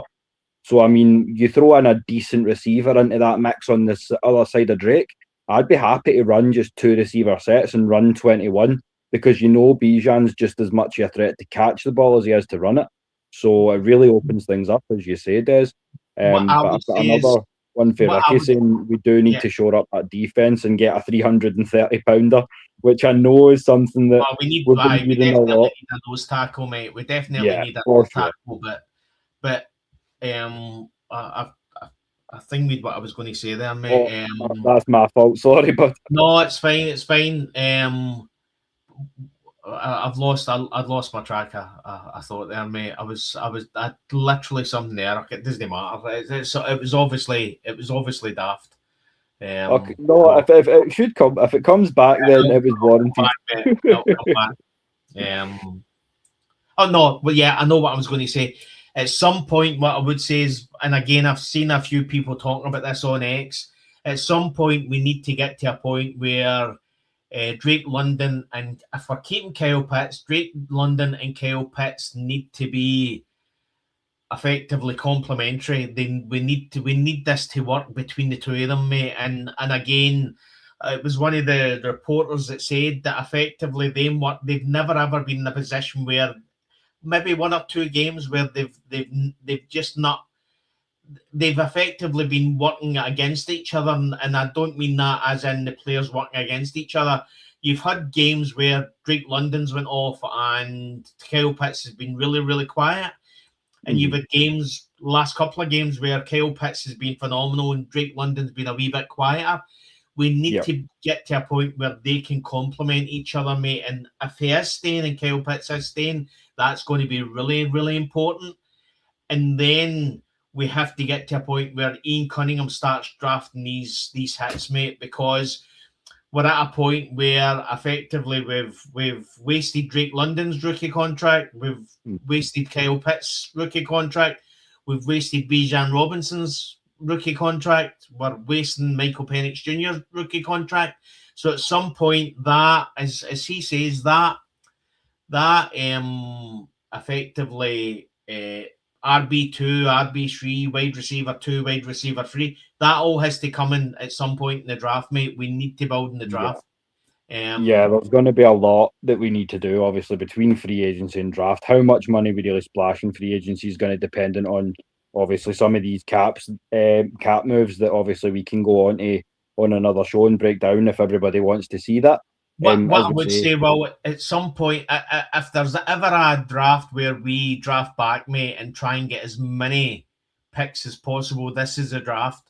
And I wouldn't be upset if he was drafting back to get picks in next year's draft, because consensus is that this is quite an average draft. It's not, there's at the top, there's not a lot of big names, there's not a lot of effectively franchise potential, but effectively, if there's ever a draft where we draft back, mate, this is the draft, and I think he'll be open to it. I think he'll be the one thing about Ian Cunningham is that he's got a lot of contacts in Baltimore, Eagles, and Chicago. So if any of the teams are interested in a player, well, when we're coming to draft, then I'm pretty sure Ian Cunningham will be like, right, that's fine, give us a fifth round, and take this second, give us your second, give us a fourth or a fifth round, and try and get some of that depth into the team, mate. Yeah, for sure. As I say, like, I was able to get 5 to 7. I can see him trying to do the same, if not more. I feel like he's going to be aggressive and trying to make sure that we are in the right position. And although it's not a stacked class talent-wise, it's quite deep. There's value down the board in a lot of positions, receiver, corner, even the edge class this year's pretty deep. They say that it's disappointing because of the whole quarterback situation, because Arch Manning didn't come out. But it does give you one thing to look forward to in 2027. And as Pandemic says, to his credit, like, Emmanuel knows some stuff too. So go check out the show over on Pandemic and give him a subscribe too, because he's one of our loyal brothers. And he's obviously saying know when to stay in your lane and know when it's obviously time to show your own worth. And I feel like, in a lot of ways, that's where we're at as a franchise. It's time to kind of let the guys come in, get their guys in place. But we know what the backbone of this team needs to be. Essentially, what we've tried to do tonight is just obviously play a little bit of devil's advocate. Yeah, sure, but at the same time, try to give you logical fits that will kind of obviously be able to work with these coaches and finally get a team in place where, as I say, and as we've said in the past, is from the top down, from Arthur Blank down to Matt Ryan, down through Coach Stefanski, all the way down through the positional guys and down to the players. We need there to be accountability, stability as well, and obviously, I feel like once we've got that backbone in place, then sky's the limit. It comes down to the coaching, mate. I mean, literally, these players that are drafted are the top 1%, mate. If you look at college football, if you look at high school football, these guys getting drafted, even undrafted free agents, if they're literally getting a roster space at the start of the season, they're effectively the top 1% of players from college football. So they're good at what they do. It's all about development and coaching. And when you hear Ian Cunningham say draft, develop, and retain, then that's exciting for me, mate. We need to be in a position where we are building in the draft. And I'll say it again, the issue we had in the last 6 years was we went from Dan Quinn to Raheem Morris to Arthur Smith, back to Raheem Morris, now to Kevin Stefanski. We need stability. And again, we then went from Dimitrov to Fontenot. We're now into Ian Cunningham. So we need effectively decent players, and we need great coaching. And what I would say is, if you look at all the appointments in the coaching staff, there's not really been one where I've thought, nah, don't like that. That's a bad. Well, we know one of them, the guy that was fired because of the accusations. So, but again, that's. I mean, these things are. It's not something you even prepare for. Yeah. Like you expect some sort of drama, given that we can never get through an off season without one, but not quite to that extent. But I'm just glad that it's a new era. And I'm glad, and I agree with Ricky there. I feel like Drake and Kyle can coexist. I feel like, as we've said, with Njoku over in Cleveland, sorry, he knows how to use tight ends to an effect while still spreading the ball around a little bit. And that's where I feel like, to Emmanuel's credit as well, he said it, talking about a QB that's been developed in Stefanski's system, not necessarily developed there, but he just had Flacco there last year when he was in Cleveland. So that's another reason why, I've got a couple of guys here that, like, when you're talking about QB, I know there's been a lot of drama and a lot of teasing, but I mean, realistically, there's a lot of guys that just don't enter into the mix. So for me, it comes down to 4 guys. It's either going to be Kyler Murray, it's going to be Tua, it's going to be Mac Jones, possibly Geno Smith, or it's going to be Flacco. And out of those 4 or 5 guys, all the advantage, experience, if it's a bridge mentorship, if he's staying on a little longer, add into the fact that he knows what Stefanski's bringing to the table, how Reese runs an offense as well, because they were together over in Cleveland as well. So there's a lot of different factors that go into it. But yeah, if you're gonna go for that guy, then it's Big Joe. Yeah, absolutely. And when you're, the other thing as well, when you're hearing about, like, I don't know where it comes from, Malik, what is it, Malik Willis? Malik Willis. They're talking about he's going to get 30 million a year. I mean, it's absolutely garbage. Mac Jones, they're talking that he's going to be in. I mean, you're going to have to give him a seriously decent contract as well. So you're at a point where you think, you know what, Joe Flacco is effectively a Kirk Cousins. He's not going to rock the boat. He knows that. What I would say is the difference between him, and I said this before, difference between Joe Flacco and Kirk Cousins is Joe Flacco knows he's a backup. Joe Flacco knows he's a bridge quarterback. He's under no delusional aspect that he's going to come in here and be the future of the organization. Kirk Cousins still believes he should be a starter. He believes that he can go somewhere else and start for the next 3 or 4 years. Joe Flacco isn't like that. Joe Flacco won't rock the boat. You can bring him in. He knows Stefanski's scheme, and it's going to be a wee bit more, as I say, a wee bit of stability. I feel like that's a great point, because, as you say, like, I feel like bringing in Flacco would put us in a position of where we should have really been with Kirk by this point. But as you say, man still wants to prove his value, to quote Emmanuel again. So if he wants to do that, he can go do that elsewhere, because I feel like we have other plans at this point. And I feel like his play has been inconsistent enough to warrant the fact that, certainly for $180 million, his time as a Falcon was more than done. I mean, what I would say is, if you're looking at Kyler Murray, I mean, if you were getting Kyler Murray in vet minimum, I mean, that's a great deal. That is a great deal.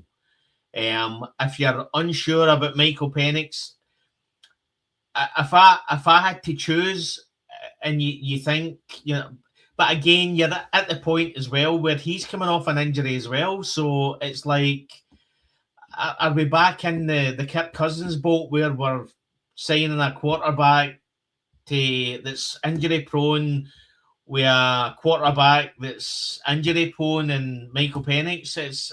I mean, the one thing about Joe Flacco is he's not an injury prone quarterback. So who knows what's going to happen, mate? Who knows? I mean, literally, I mean, you don't know. What I would say is that I'm surprised that there's not been I mean, you've seen a few comments about historic or Cleveland Brown players potentially, but you've not seen a lot about Chicago Bear players, and it seems to be that the media's not really looking at the two teams and saying, well, there's that there and there's that there. So who knows, mate? I mean, well, I don't know if anyone's going to be looking at the Bears next season either, because we're going to get into that obviously in the last section of the show. What Just obviously, I'm going to throw a grenade in here now, mate. What I would go say is ahead. if we get to training camp and there's a chance that Jesse Bates is traded, mate, I wouldn't be surprised. Effectively, Ian Cunningham said that he came out and said that effectively that when he went to Chicago, they had like 5 picks and they ended up with 10 or 11 before we got to the draft. Mm-hmm. I think there's going to be some tough choices to be made, and he's made it very obvious that he builds in the draft, mate. So Jesse Bates might go. There's not really much. Well, Kyle Pitts and Jesse Bates are going to be the two that you're going to get decent draft picks for, mate. You know what I mean? Yeah. So, who knows? But at some point, you need to just understand that this year is a rebuild. Yeah, we have for to, sure. You know what I mean? And as you say, no like, the Jesse Bates thing is an interesting thing to talk about because, I mean, I'll be honest, I've not done my due diligence in safety because, again, it's not a position I thought I would have to be in. But from what I've seen, there's a couple of cheaper options if we want to bring in safety depth. But I feel we're perfectly acceptable running with Watts and Bowman because they've still got a veteran presence with AJ to kind of essentially captain the secondary. And if you want to be one of these teams that has a captain at every stage, then, I mean, that we could do that. And as you say, there's very few guys in the team that are going to bring back the level of compensation that a Jesse Bates will. So yeah, I'm prepared for that. Again, it's not a player I want to lose, but realistically, it's someone that we could lose and still be in a not bad position. So yeah, I feel like if there's one huge name, given that we're talking about draft, develop, retain, all the tight end stuff that we've discussed earlier on, I feel like Pitts is probably staying. And I feel like if there's one of the two that's moving on, I feel like it's going to be Jesse. But yeah, we don't know. It's all just going to be fun to see how it goes. I mean, yeah, I'm with you, Ricky. Ideally, we'd keep Jesse and Xavier together, but if you're talking about, it's where you really need to start pulling up the big boy pants, I guess, and making some tough decisions. It's a rebuild year, as you said, is. I mean, effectively, you would be going from, but I mean, again, you look at it, you're going from Bates and Bowman to Bowman and Helms. You know, I mean, Yeah. I think DeMarco Helms is in the games we seen him, he was decent. You know what I mean? Again, sure. injury prone, which is a big issue. But again, it comes up. It's all about development. You know what I mean? Effectively, Ian Cunningham saying draft, develop, retain. He'll be looking at these players and go, right, okay, we don't want him, we'll just move them on. But what he'll be saying to his coaching staff, once he decides if DeMarco Helms is staying or and Jesse Bates moves on, it'll be a case of we need to develop these guys. These guys are cheap. Let's develop them. Let's get depth in place and allow me then to build in the draft for next year, the year after. You know what I mean? Because effectively we have wasted all these rookie contracts. And as maybe, you guys say, I like Helms too, but there's far too many primes being wasted. And with this year just gone, I just felt like it was injury. So my first port of call throughout the whole team is I just pray that we can stay healthy, especially down the stretch, because I would hate to get to a point where we've drafted well, we've had a good free agency period, we're looking good, we're looking fresh, we're looking deep, and then the injury bug starts again. So I just pray that everyone stays healthy. It's going to be one more thing to just add stability and continuity. It's one more thing to kind of tie in. I hope that the health, the health of the team stays stable as well. But yeah, I mean, that's kind of all the stuff that we wanted to kind of break down and kind of play around with you on tonight when it came to the Falcons. But we also did want to say, when you're talking about trades and players that may be moving on going forward, there's a big three that I would say from the week that I did want to cover. So for me, the big three are obvious, and I'm sure you'll agree, Des. So that would be that Trent McDuffie, cornerback of the Kansas City Chiefs is now going to be a Los Angeles Ram. That is in exchange for a first this coming year, and then a 5th, 6th, and a 3rd next year as well. So I feel like that's fair. 1 first rounder and change. I feel like the Rams definitely won that trade. I'd give up 1 first round to get a corner of McDuffie's quality. Yeah. How do you feel about that, Des? Yeah, I agree. I think, yeah, I mean, the Rams, I think they've got, I mean, if you look in the next 2 drafts, I think they've got like 140,000 picks, you know what I mean? Yeah. They've still got that first round this year because they took ours. I know. He likes, Sean McVay likes collecting draft picks, mate. So when you look at that, yeah, I mean, I think if you could say that a draft was even, I think if he goes on and does what we think he can do with the Rams, mate, probably the early Rams have won that, mate. But I think the Kansas City Chiefs are looking at a 1, a 5, a 6, and a 1, a 5, and 2 6s, and saying, a 1, a 5, a 6, and a future 3. Well, there you go. I mean, they're looking at that and saying, yeah, we're happy with that. You know what I mean? So yeah, but I mean, there's ways that this could end up a win-win, because if the Chiefs use that pick, if you're talking around about 25, 26, I think they're looking at Kenyon Sadiq, the tight end out of Oregon, to replace Kelsey. And if they can do that, that Kansas City offense is going to be interesting this year. Yeah. And speaking of an offense that's going to be interesting, you're talking about DJ Moore, who was someone who we had our eyes and ears on for a minute. He's now been traded, so he will be the number 1 receiver in Buffalo. And I'm just going to quickly drop that tag off so that I can see the compensation. So that's just for a 2026 5th round pick. But they're swapping. Oh, so no, the Bears are receiving a 2nd. So the Bills are giving up a 5th round. No, they gave up a 2nd and the Bears are sending Moore in a 5th. So, again, insane value. You're giving up a 2 and you're getting one of the most dynamic receivers in the league. I mean, the Bills, the Bills won that one, mate. Definitely, mate. I mean, for sure. That's going to put them into that mix. I know we've been talking the last couple of seasons. There's a few QBs in that mix where we say they really need to kind of get over the hump and really learn to play some ball in January. But definitely Buffalo would be one. But the only name that I would say would be higher than Josh Allen on that list of QBs would be Lamar Jackson. I mean, because I mean, putting Derrick Henry on there was the. I thought that was that was going to push them over the edge, but I mean, sorry. With that being said, like, how can they not get it done after this move? The Baltimore Ravens for 2 first round picks, Max Crosby. It's got to be over with now, surely. If you're a betting man, Baltimore's not a bad place to put it.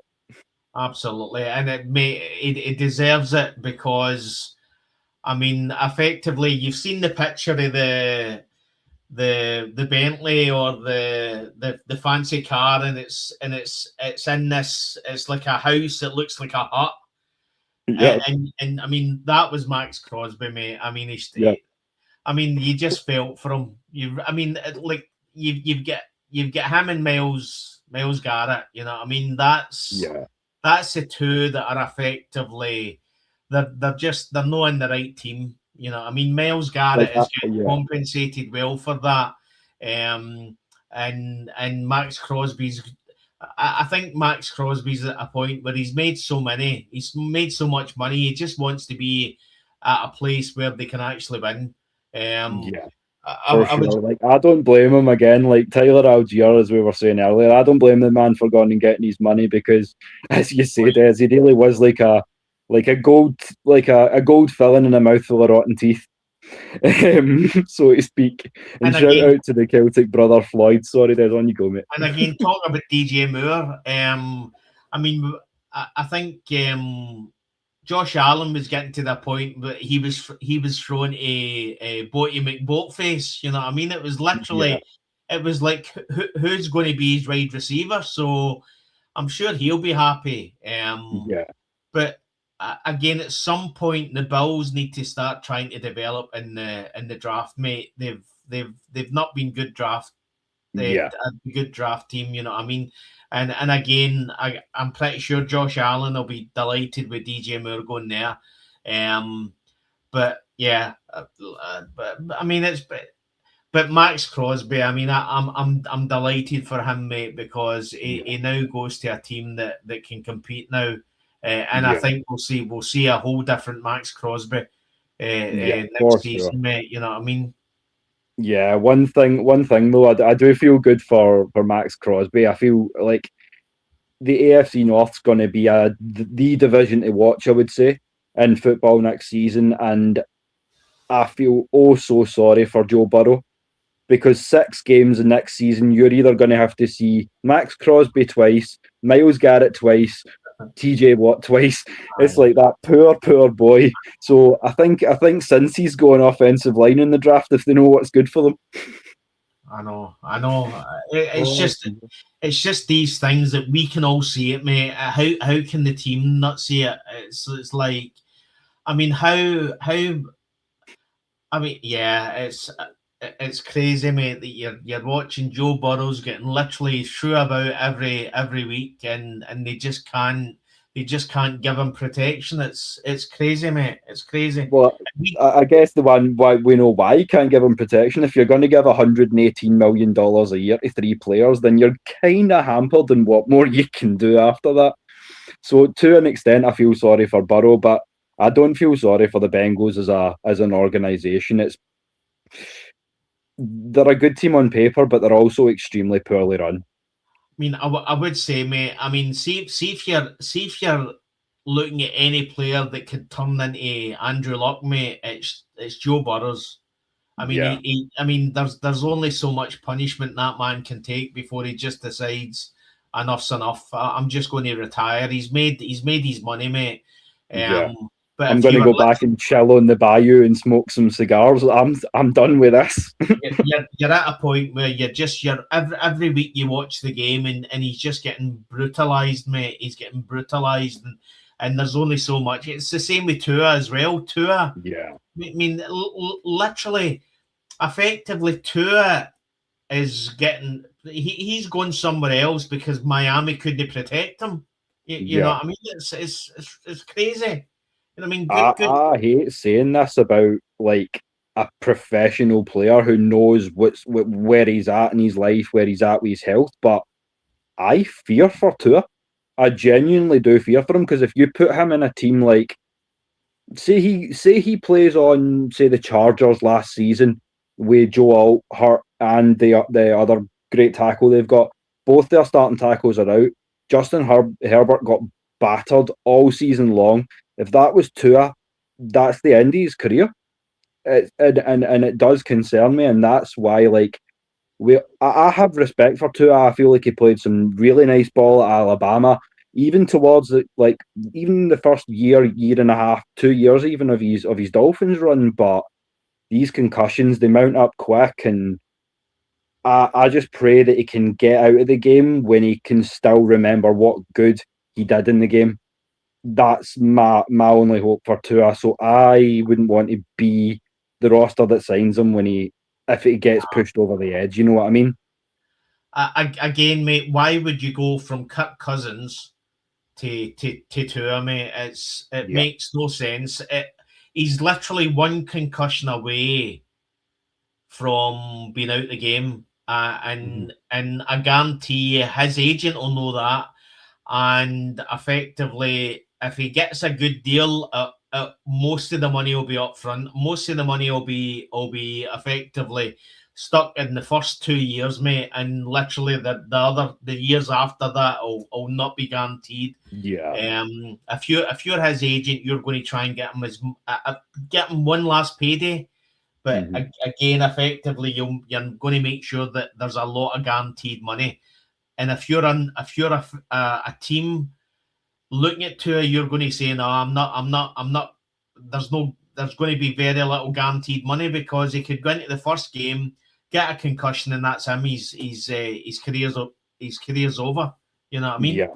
And take it from someone who had I don't know if this is a confirmed stat, but I'm just throwing it out there. I don't know if there's a QB all time who had more severe concussions than Brett Favre, and he was saying how easily it happened.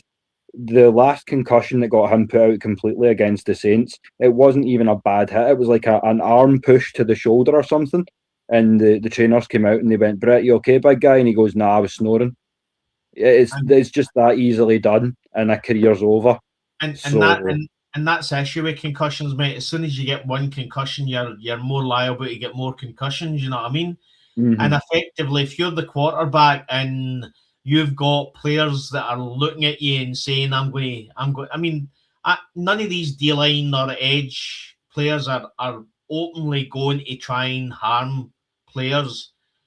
But effectively, if you're in a make or break situation and you're effectively going after a player, at no point are you thinking to yourself, "Oh, I'll need to back off here, or he could get a concussion." You know what I mean? It's a case of I'm putting him down, and I mean, as you said, I think his last concussion, it didn't look bad. It looked like not Brett Favre, Tua.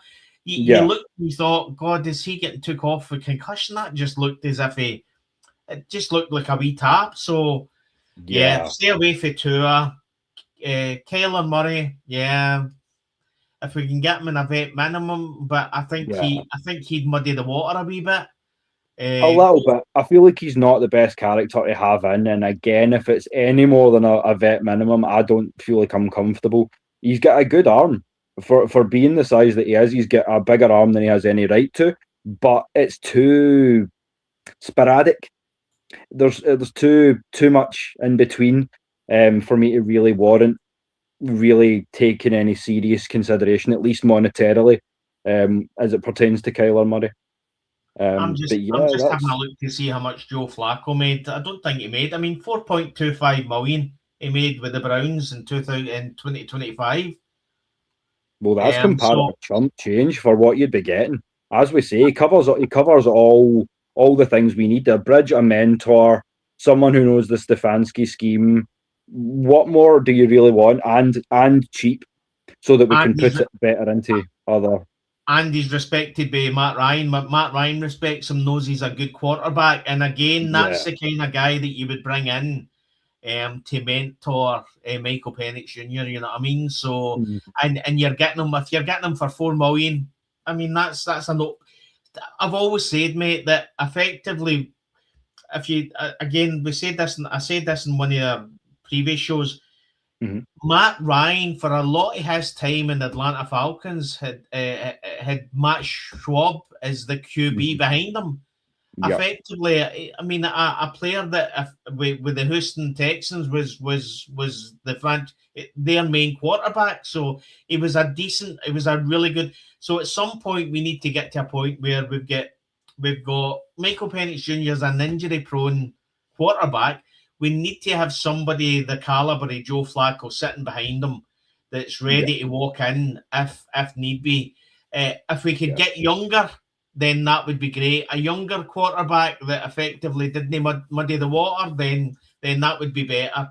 But effectively, I think Mac Jones is at a point where he thinks he can start and he can come to a team and start playing. And again, they're all looking at Sam Darnold and thinking, well, if he can do it, I can do it. I think Tua still wants to be the number one QB. You know what I mean? That's why at first I was thinking Russell Wilson, but again, choppy waters with that one. He is a bit younger than Flacco, and he's still got somewhat of an arm, but again, it's the culture change.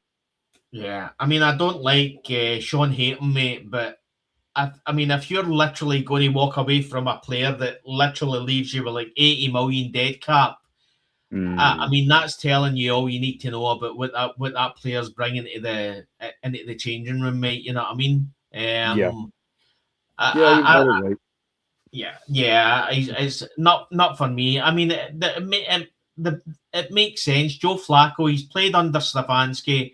Matt Ryan respects him enough to actually phone him and speak to him before he appoints Kevin Stefanski. It's Kevin Stefanski to see what he thought of Kevin Stefanski. Mm-hmm. You know what I mean? So he's got that. And effectively, he wouldn't muddy the water. He'll come in, he'll support Michael Penix Jr. He knows he's a bridge quarterback, and you're getting him for probably $4 million. You know what I mean? It's a no-brainer, mate. You know what I mean? Yeah, no, for sure. I'm right there with you.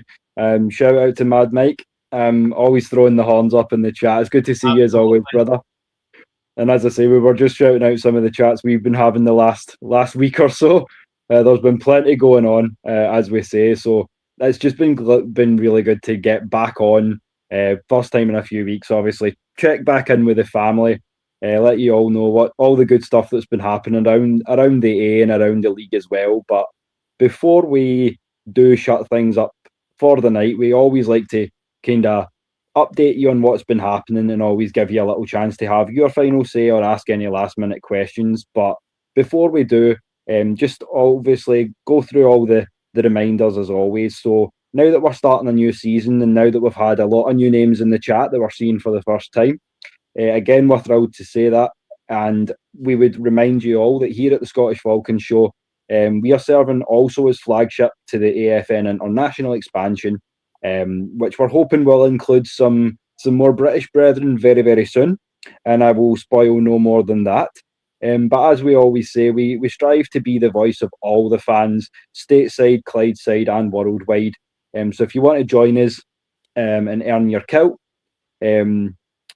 Emmanuel Fandemic down in the chat will be able to attest just how good it is, how sweet it is to be a frequent flyer. So yeah, if you want to be part of that for season 2 and onwards, then we'd love to have you. We'll leave you the socials at the end of the show, just so you know how to get hold of us. But yeah, with that being said, I will open it up to a little bit of a Q&A session now. So if anybody has anything last minute that they want to ask, or anybody that we've maybe not covered that you think we should be looking at, then by all means, do let us know. Well, we haven't mentioned, Will, that our Dirty Birds are coming to our continent. You know what I mean? Oh yeah, of course. There was so much to cover. I didn't even get that. Oh yeah, we do. Yeah, so confirming that the Falcons do have a little excursion to Espana booked. They will be. They have been confirmed as the home team for Madrid. So yeah, as we say, I'd messaged you pretty soon afterwards and asked if we were going. I don't know if it's in the kind of the cards for me this year, but like nevertheless, it's great to see that we're expanding right through Europe, because obviously we've had the London games, we've had the Germany games, now we're expanding into Spain as well. So hopefully in the future that's going to make you and my job a whole lot easier of recruiting some Eurobirds to come in on this thing. And I think probably I mean, I was planning to go to Atlanta this year, but now that the Atlanta Falcons are coming to Madrid, I'll probably go to Madrid. I think the benefit is the fact that I know obviously there'll be a lot of people coming from, because effectively if the American people in America don't understand, Spain is probably one of the main countries where the Brits go for their holidays.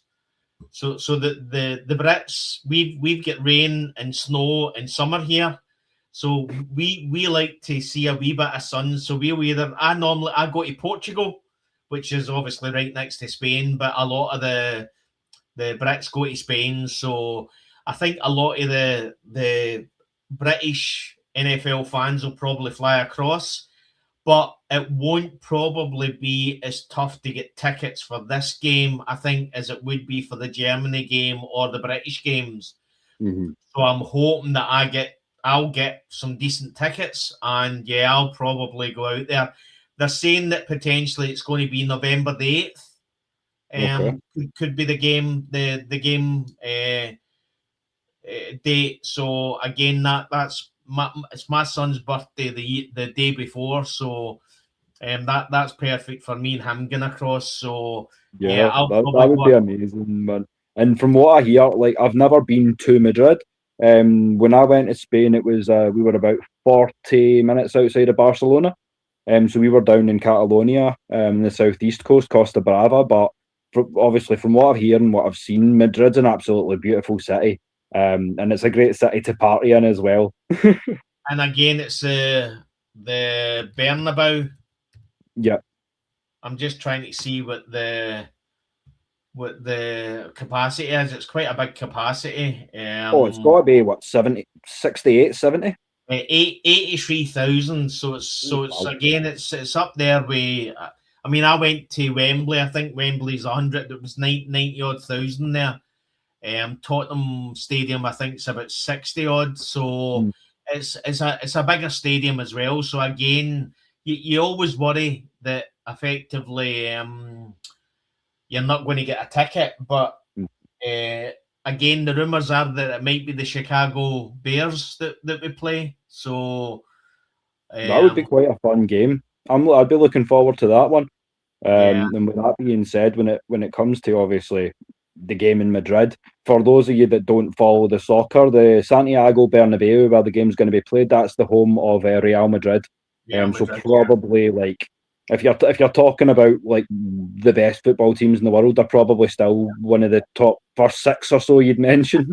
And probably if there's one, I mean, there's a few stadiums, but if there's one of the Meccas, you would say is the Mecca. One of the Mecca stadiums, it's the Bernabeu, you know what I mean? Yeah, so for sure.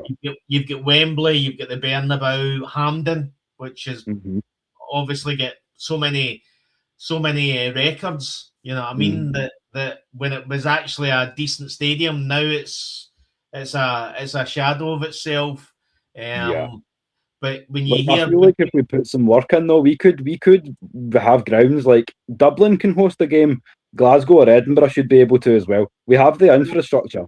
Well, we so effectively during the Super Bowl week, our First Minister came out and said, or not the First Minister, the Labour leader in Scotland.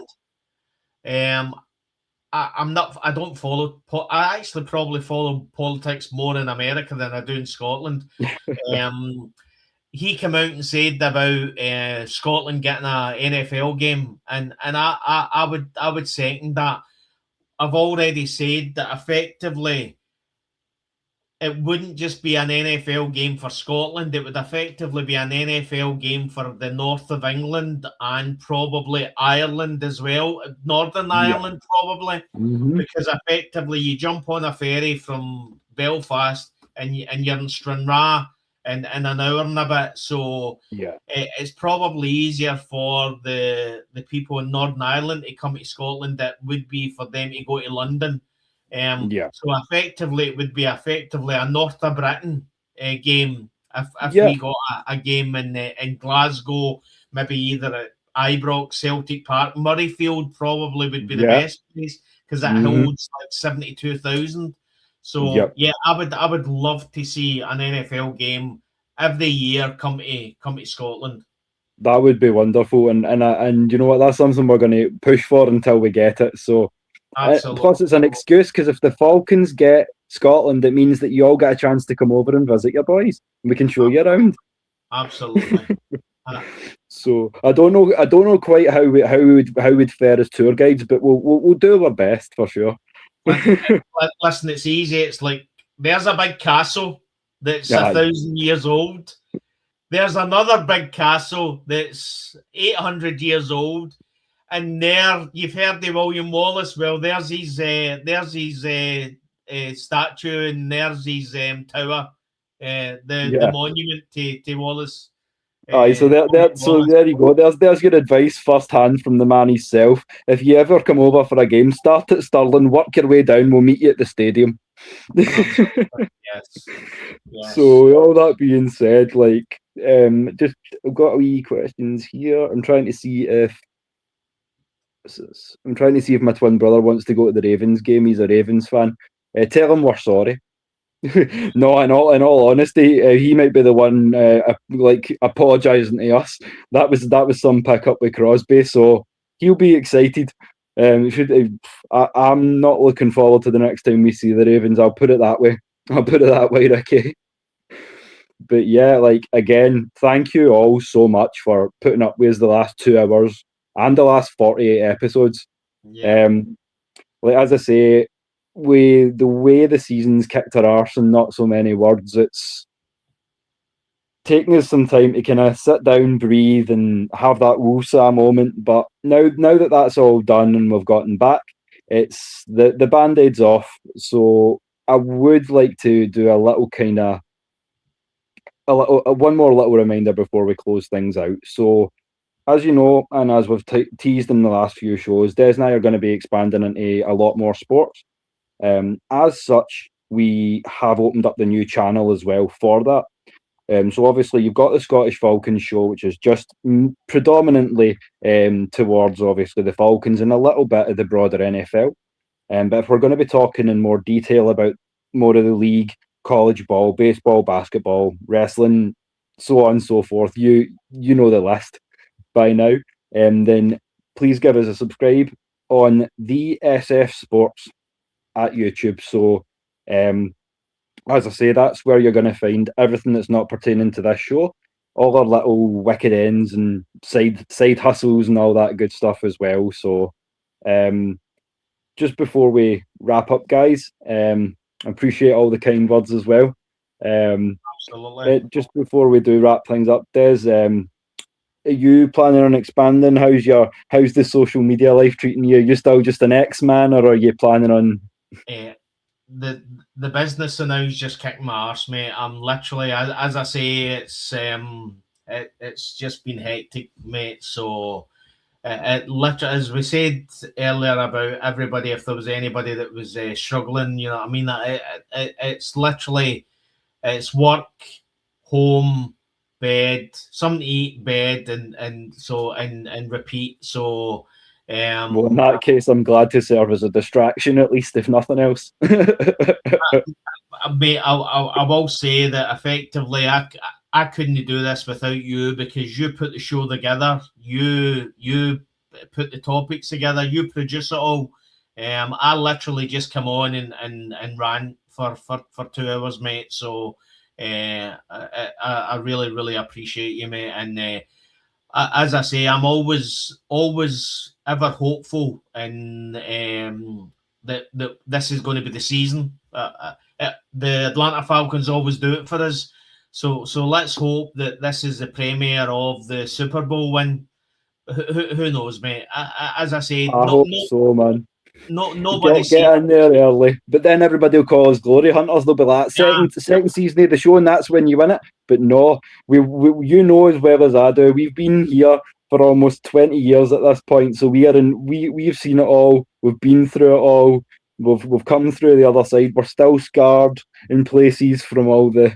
But nah, as I say, just thank you all so much for everything. Thank you, Des, for joining me. And as I say, like, I couldn't do this without you, because as much as you can shout out about the production and all the rest of it, the thanks really go out to yourself for coming on and really giving me the passion to well, I would want to talk about it anyway, but you really helped me put this floor together for everyone. And as I say, you've been a big hand behind pushing to grow this thing as well. So to you, to the rest of the frequent flyers, whether you're watching, whether you're listening or not, and when you catch up with us, obviously, shout out to you, and a shout out to everyone in the chat as well. We appreciate you joining us. But one thing we haven't forgotten from season one that we will be bringing back and continuing.